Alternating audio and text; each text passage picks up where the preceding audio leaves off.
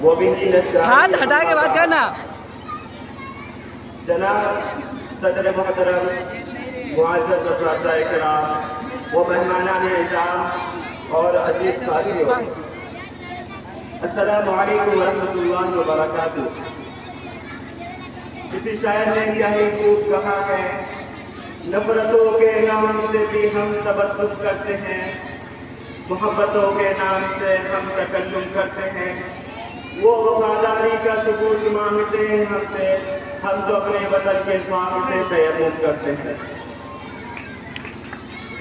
معزز سامعین، آج 15 اگست 2024 کی شکل میں ہمیں اپنے ملک کے بھارت کا 78واں یوم آزادی نصیب ہوا. میں اپنے ملک بھارت میں آزادی کا بے حد خوشی اور اطمینان محسوس کر رہا ہوں، اور تمام بشان حالات کے باوجود اپنے پرعزم جذبات اور حوصلوں سے کچھ باتیں آپ جیسے محبوب اور دانشور حضرات کے سامنے پیش کرنے کی کوشش کر رہا ہوں.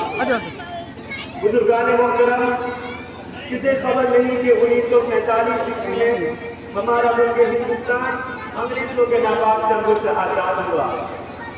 یہاں کے رہنے والے سبھی رنگ نسل کے لوگوں کو آزادی کی زندگی میسر آئی. آزادی انسان کا فطری حق ہے. انسان اپنے بنانے والے خالق حقیقی کے سوا اور کسی کی غلامی قبول نہیں کر سکتا. انسان صرف اور صرف اللہ کی غلامی اور اس کی بندگی کرنے کا مکلف ہے، بلکہ اللہ کی غلامی اس کے لیے باعث فخر ہے، کیونکہ وہ مالک سب سے زیادہ طاقتور ہے، سب سے زیادہ بڑا ہے، اور سب سے زیادہ مہربان اور سب سے زیادہ رحم کرنے والا ہے. میں اسی چند باتوں سے اپنے تقریر کو ختم کرتا ہوں.